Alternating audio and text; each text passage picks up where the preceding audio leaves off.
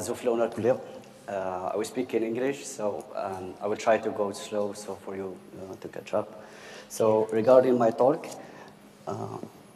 yeah, so we divide it into two parts. So in the first part, so we talk about like an introduction to stochastic orders. I assume that most of you are not familiar with the subject, so some examples, and we will see the challenges that we may face in stochastic orders, what they are. And in the second part, I will give you some results that we achieved. I will not spend too much time there. So first of all, so most of the results I will be presenting here are published with one of my collaborators. They are here, one of them or more. They are not in any order. I will speak about stochastic orders, but I didn't order them. Of course, I would say ladies first. We put them on the left. And if you want to order from this side, these guys maybe you can order them in a decreasing way with respect to age. So the first lady there on the left is Beatriz Santos, so a PhD student at the University of Coimbra that I'm supervising with Professor Oliveira. She will be defending her thesis in December. The second one is Melto Hajikarieko from the University of Lancashire in Cyprus. Paulo Oliveira, who talked this morning, you already know him. So Tommaso Solendo from the University of Bergamo, Italiano. And Telo Wickland he used to be a PhD student. He's from the University of Uppsala in Sweden. He's not in academia anymore. All right, yeah, I need to go back. Okay. All right. So before getting started, to tell you what stochastic orders are, so we give you a very simple example where I would like you to participate in this. So I have two scenarios, two options. So the option A, I will give you 20 euros for free. But I'm not going to give you 20 euros actually, just pretend for a moment that I will give you 20 euros. Just believe, okay? And in the second scenario, so I will flip a coin, like a normal coin. It's not tricked. So depending on the outcome, you either get 40 euros or nothing. So the expected payoff here for both scenarios is 20 euros. So raise your hand if you are in for option A. Free 20 euros, fake, not gonna give you. If you are for option A, 20 euros, you don't wanna take any risk, so raise your hand. 2, 3, 4, okay. Oh, great. So we see people that are not ready to take some risk. We just want something like free, right, without any risk. So raise your hand if you want to take some risk. I'm going to flip a coin. I don't have any coin on me, but yeah, just pretend also that I'm flipping a coin. If you want 40 euros, all right, yeah. Good. So there are people who are ready also to take risk, so I can assume that for people who didn't raise a hand, either they didn't get what I was asking for, or either they are neutral.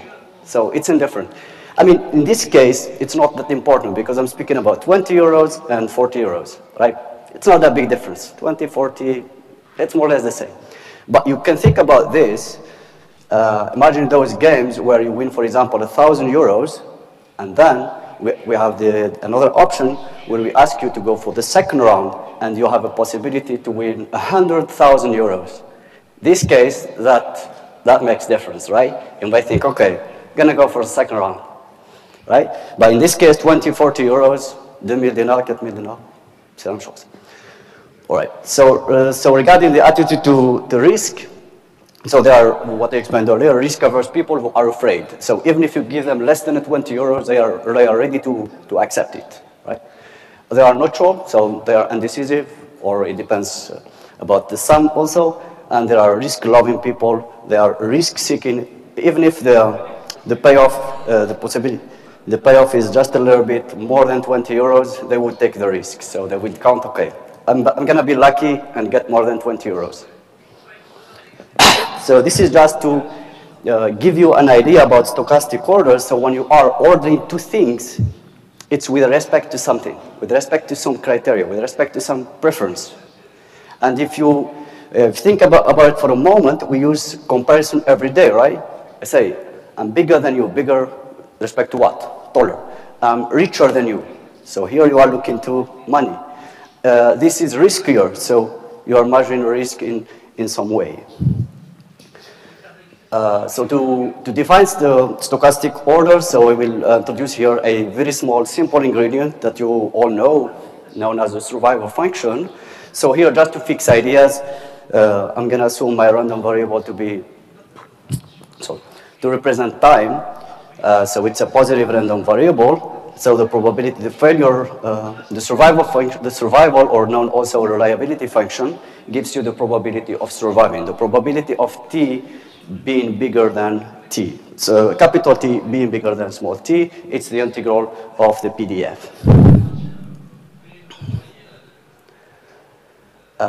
Another component that's interesting in stochastic orders and stochastic aging in general is what's known as failure rate. So failure rate, what it is, okay, I can tell you that it's this, but you need some interpretation, like practically what does this mean? So given that your component survived up to time t, so you are wondering what's the probability of failure within delta t, small delta t time, and you do this as a limit, and if you do simplification, you get a ratio of the probability density function over the survival. And you may expect this quantity to be increasing. It's normal that you, as a human, if you survived up to 90 years, the probability of failure would be much bigger than the probability of failure at 70 or at 50, right? So the older you get, the more exposed to death you become. And it's called to be DFR. If this quantity is decreasing, somehow it looks like that it doesn't make sense that you are gaining from time. But this is in practice known as mortality, infant mortality. So for example, when a baby is born, so he's very, very, very fragile. So he's very exposed to death, right? So the probability of failure is big. And with the passage of time, more time passes, the baby gains a little bit more strength, so he has more chance to survive than before. All right. So these quantities were generalized by a mathematician known as Faculté. He's an Italian mathematician, where you follow the same philosophy where you integrate the probability density function. This time you keep integrating the survival, and you keep integrating. And of course, you need to divide by a constant here to get the probability distribution function that is between 0 and 1. And you do the same thing for the failure rate that I just defined. So it's a ratio of two successive iterated survival functions. So in particular, if you take s equal to 1, you get the survival. If you take s equal to 2, you get what's known as an equilibrium distribution. And if you do some simplification here, you get that your iterated distribution is a ratio of two expectations. One is shifted with time t of the same order, and the x minus t plus here, it's what's known as a stop loss. So this is known in insurance, where, for example, up to a certain price, it will be covered by the client, and more than this price, it will be covered by the insurer.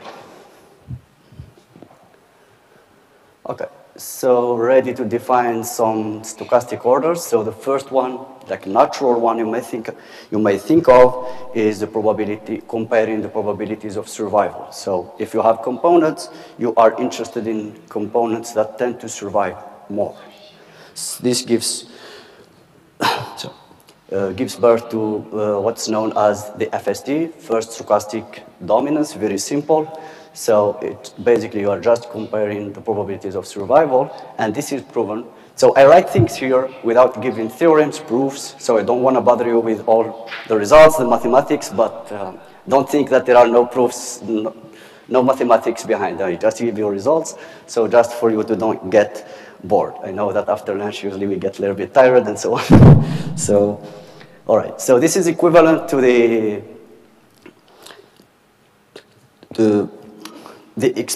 expectation of any increase in transformation of x. You say that x dominates y if the expectation of any increase in transformation of x is bigger than that of y. And if you replace increasing transformations with increasing concave functions, you get what's known as the increasing concave order. This captures a little bit the utility functions for people who are afraid of risk-averse people. And if you take a transformation that is convex, you get what's known the ICX. Okay, it stands for increasing convex order. And this captures risk lovers, people who are willing to take the risk. So if you are interested in stochastic orders, I would recommend this. I don't know if you can see it from the back, but if you are interested, get in touch with me. So this is the book of Shaked and Shantikumar. So in the area of stochastic order, we just call it the Bible of stochastic orders. So whatever you're looking for, any result, any definition, up to 2007, you might find it here.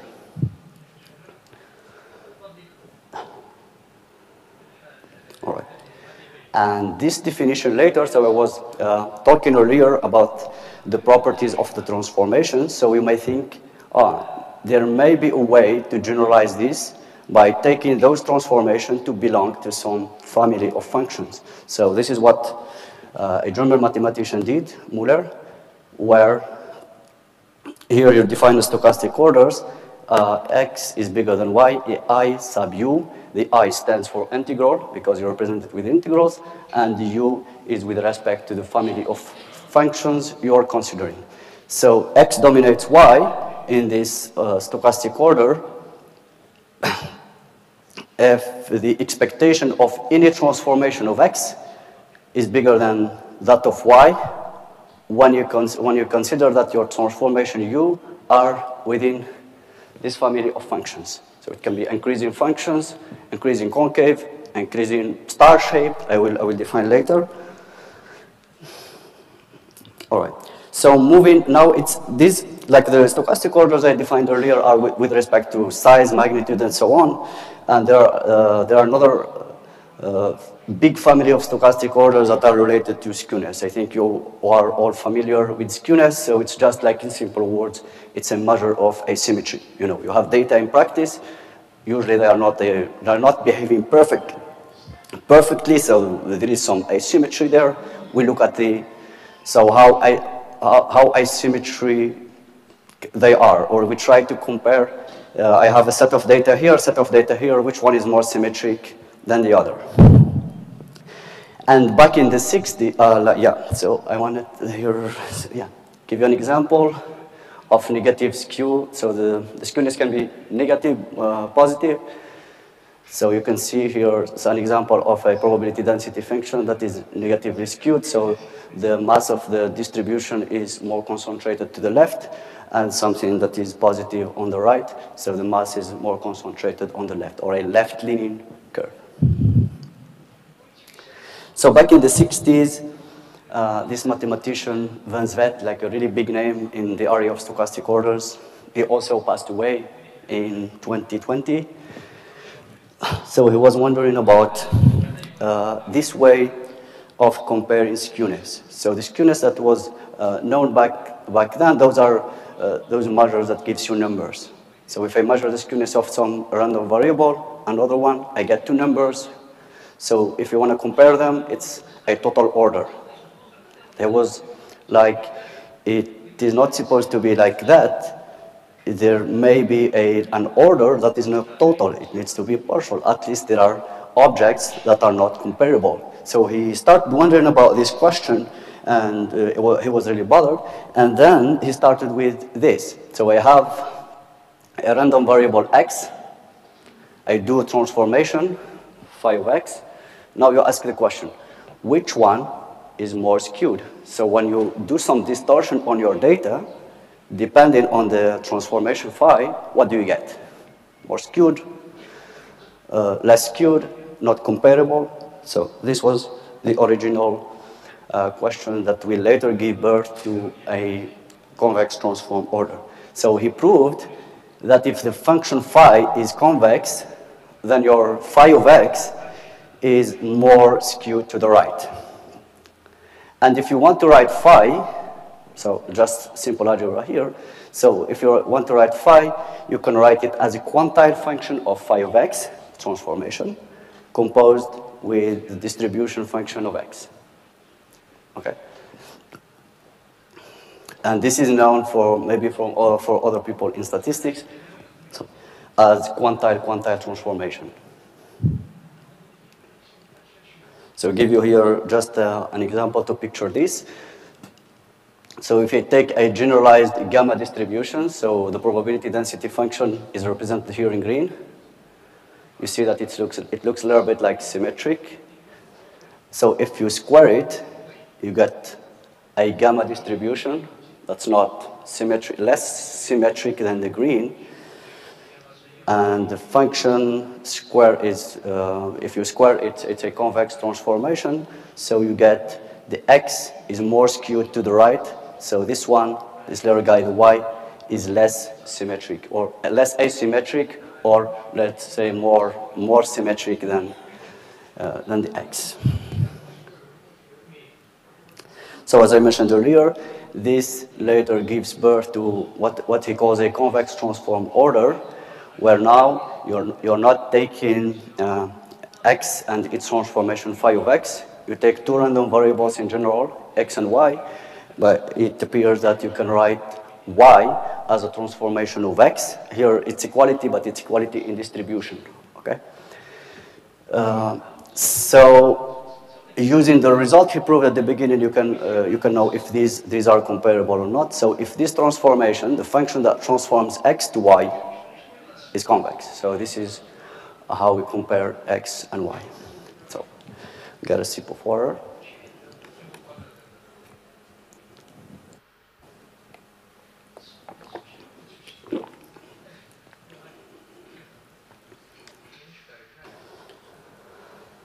All right. And then, as done in the other family of stochastic orders, you can take different transformations. They can be I take star-shaped transformations, so there are many authors who consider this. There is a dispersive order if this transformation minus x is increasing. This is called dispersive because you're looking at the difference between quantiles if it's more dispersive. Super additive, so if your function, this transformation is super additive. Just to remind you what's a star-shaped function. It's a function that, if it satisfies this condition, phi of x over x is increasing, and super additive if it satisfies this. Star-shaped functions and star-shaped subsets are very interesting even in practice. So a function is star-shaped if the epigraph of the function is star-shaped with respect to the origin. What does this mean is that when you look from the origin, you can reach any point of the graph. So this is very useful in military. So when they have a domain and they want to place someone who will keep an eye on all the area, so you stay in a point. Imagine that you have an area like this,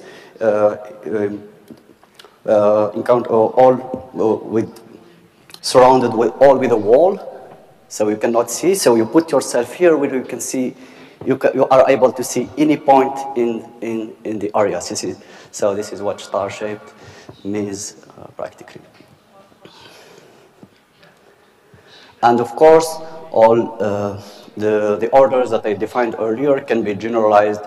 Instead of using now the distribution, you use the their iterated forms.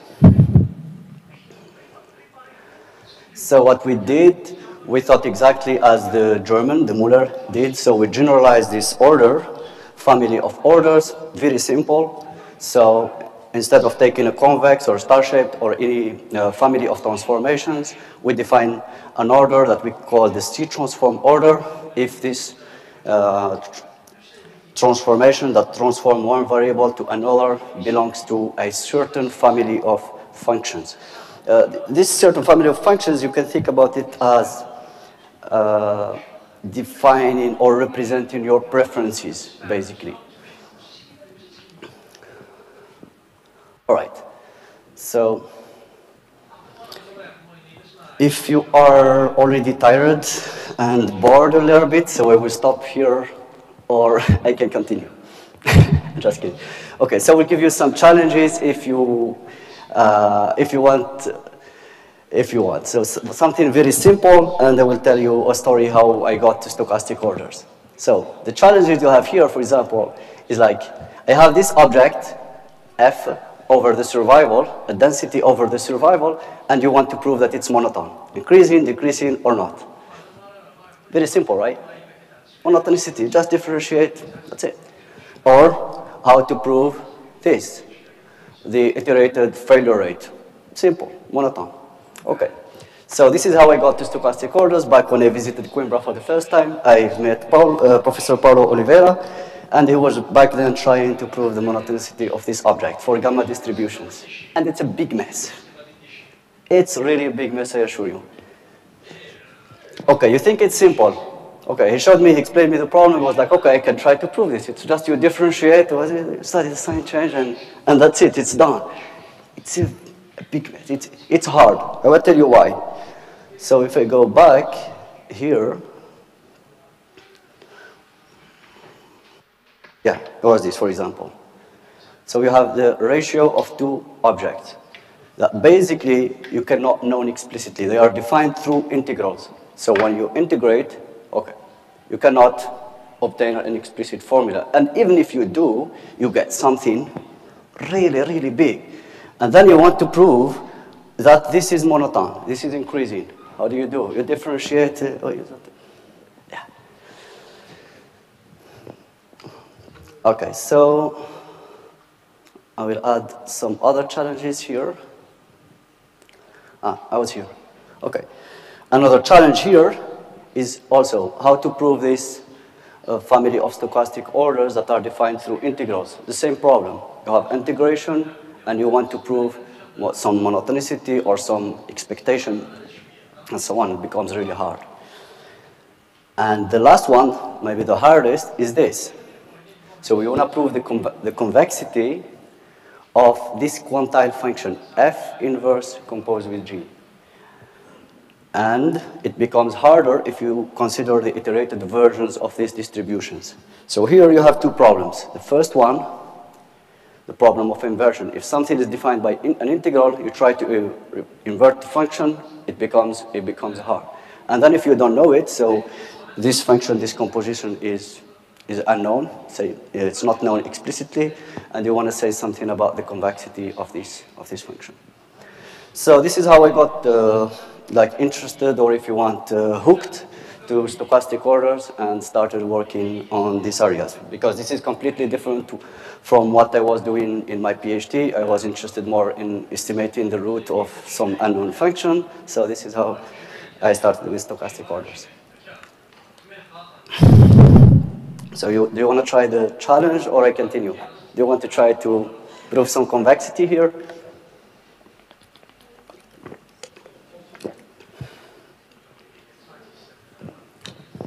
Say? Okay, we can discuss later. All right, so, okay, I start with star-shapedness, things I was showing you earlier. So a function is star-shaped if any line that goes through the origin cuts the graph of that function at most once. So what we do, we introduce here a little trick about sign changes to prove this monotonicity. It will look like very, very simple, but later you will see how powerful, how useful it is. So a function is increasing if a function phi, I can say phi. A function phi is increasing, let's say this one. If phi of x minus a, any constant, changes sign at most one. So if you have an increasing function, if you draw any line in a horizontal line, it will cut your graph, obviously, at most once. Simple. But if I use it for this ratio, for this function CS, which was the composition, the quantile, the iterated quantile. I do minus a constant, and then I multiply by t because t here is positive. So the criteria becomes CS of t minus AT is at most minus plus. It changes sign at most once. And then what about convexity? Convexity is a little bit also similar. Instead, this time, instead of taking lines that goes to the origin, you take any line. So, yeah, AX of the form AX plus B. Actually, convexity is a form of like, it's a general form. You can just take a constant here, B equal to 0, and you come back to star-shapedness. But the problem here, so if I simplify this, the problem is that I don't know the explicit formula of this, the explicit formula of these iterated distributions to look at the sign change. If I want to study a sign change of a function, at least I know how to study it, I know it explicitly, and so on. So what we do, we simplify this. It turned out that it can be written as a successive way, like with integrals and so on. So we get this function inside the integral. And then if you prove, and we prove that if this function inside the integrand here is changes sign at most 2 times, you can go backwards here, until you get the same sign change for this function. And at the end, you are happy, you proved convexity. So this is what we do. So to get from here to here, you either differentiate s times or s minus 1 times. So if you differentiate s times, you get densities, which in general are available, you know them. So you can study the sign change here, but even though it's also hard. Or you get survivals in case, for example, you know the survivals explicitly. Like in the case of Weibull distributions, you know the survival, so you can differentiate s minus 1 times. Okay. Enough of theory, but I didn't show you theorems and so on and proofs. I will give you some results that we proved. So these methodologies I showed you earlier, so allow to establish comparison of different complex systems like parallel systems, series, order statistics, and so on. And these also allow to obtain new interesting inequalities. I will mention one here in the next slide. So in case of your iterated failure rate being increasing, you can obtain something that complements the Holder inequality. So Holder inequality gives you this upper bound, while our inequalities here gives you something in the lower bound. And in the case of the iterated failure rate being increasing, you get something even better than Holder inequality. You see this is sharper a little bit than this. So 1 over 1 minus s minus 1 is smaller than 1. And if you are interested in results, I put always here the references where the papers are published. Yeah, so I put here, yeah, I can skip here. So I just put here the comparison of some families of distributions, for example, the gamma distributions, where you don't know explicitly the distribution function, Weibulls, and the comparison between Weibulls and the gammas depending on the shape parameter. No. To go back. Here I will mention a result that was proved by another author, a big name also in stochastic orders. He's based in the United States. So Koshar, so he takes two parallel systems. The parallel systems are defined by the maximum of the survival of your components. So a parallel system, basically, when you have n components, so your system continues to work when at least one of the components is working. And the guy was wondering, if I have two systems like this, how can I order them? Which one is better? in terms of failure rate. And then what he proves, and in practice,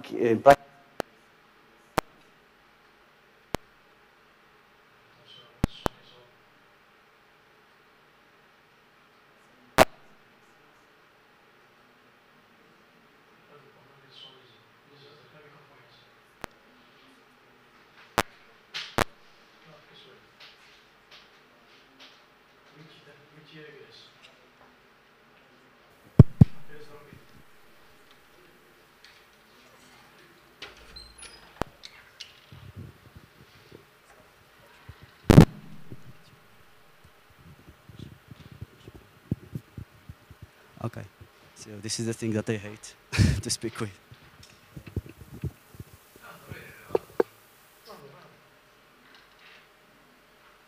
Vas-y.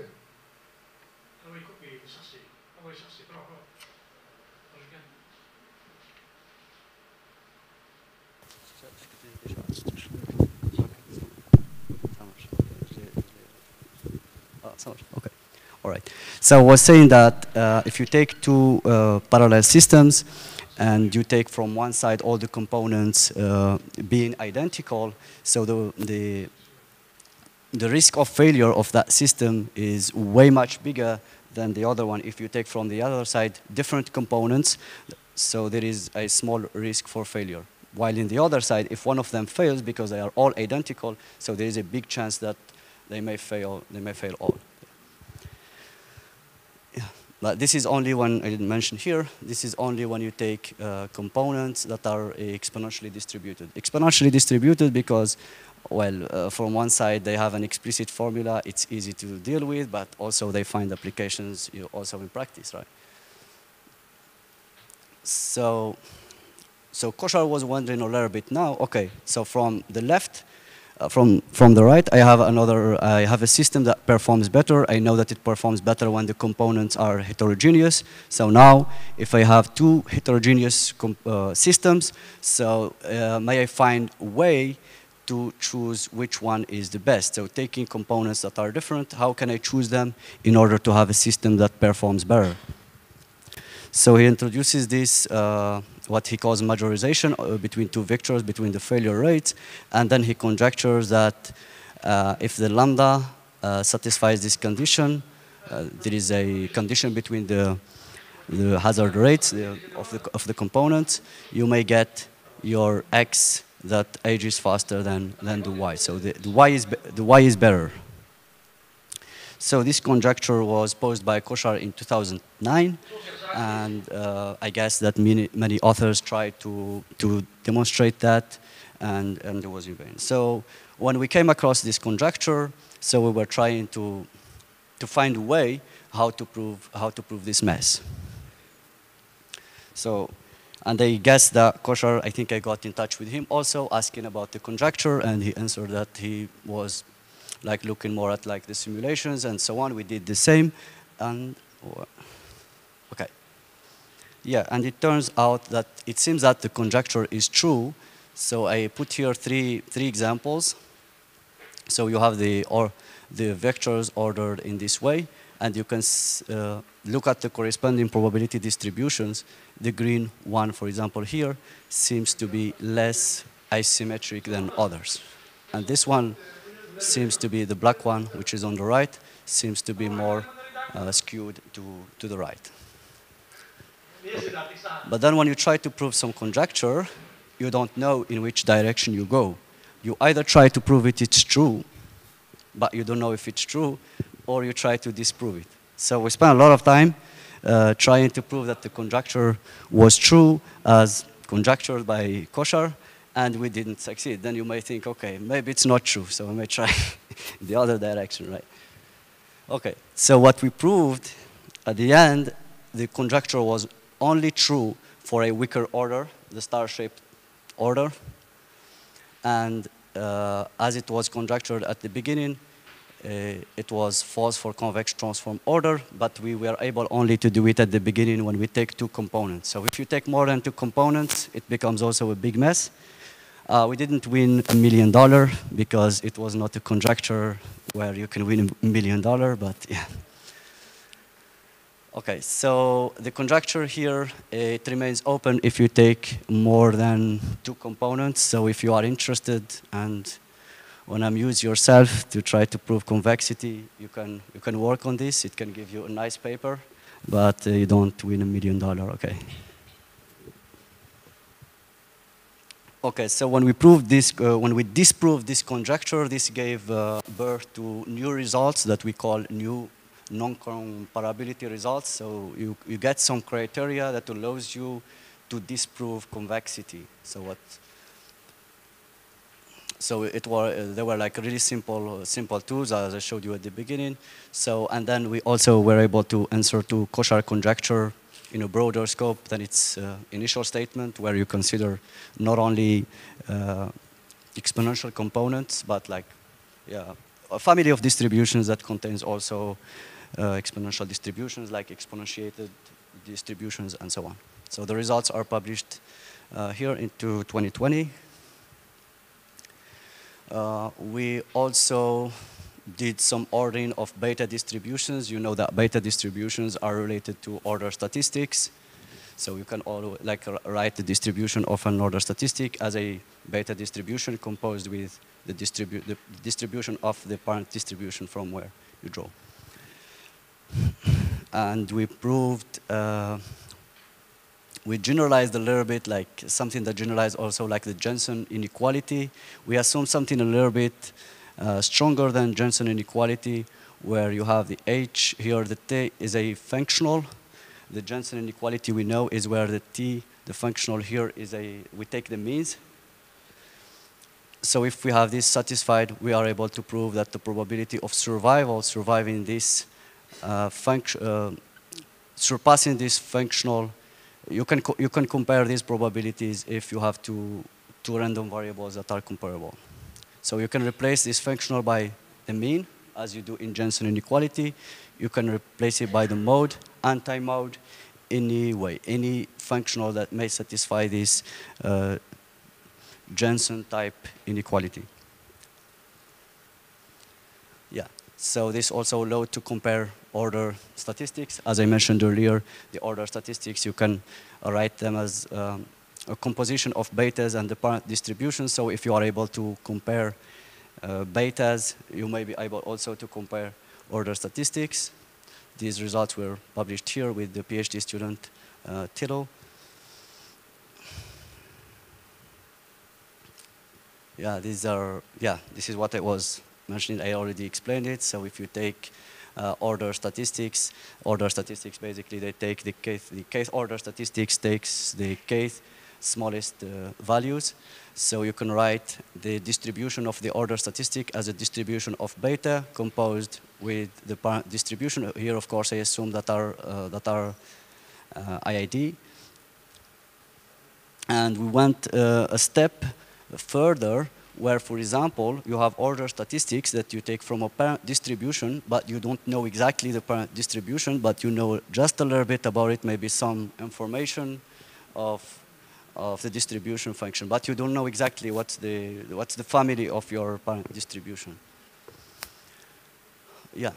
So using these criteria, we were able also to compare different order statistics using the technique of sign change. So basically, if you have at most one sign change between the distributions and the moments are ordered accordingly, you get comparison between order statistics. Or if you have two sign changes at most between the probability density functions, you get also comparison between order statistics.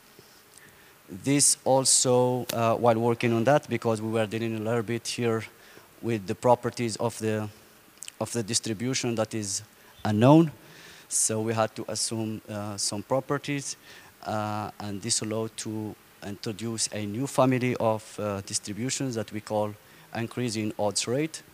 And regarding this family, we proved also some preservation of several transformations. We did some test statistics, because this family was defined through convexity, and this is published in 2021. Here is the paper.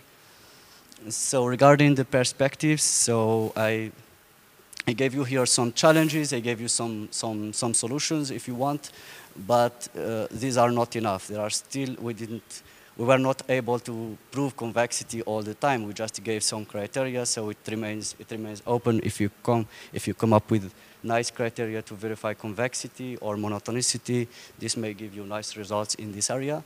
And also, all the results I was considering here, it's in the independent setting, either in complex systems or the statistics, so it remains open also to consider dependent random variables. Some people may consider copulas and so on.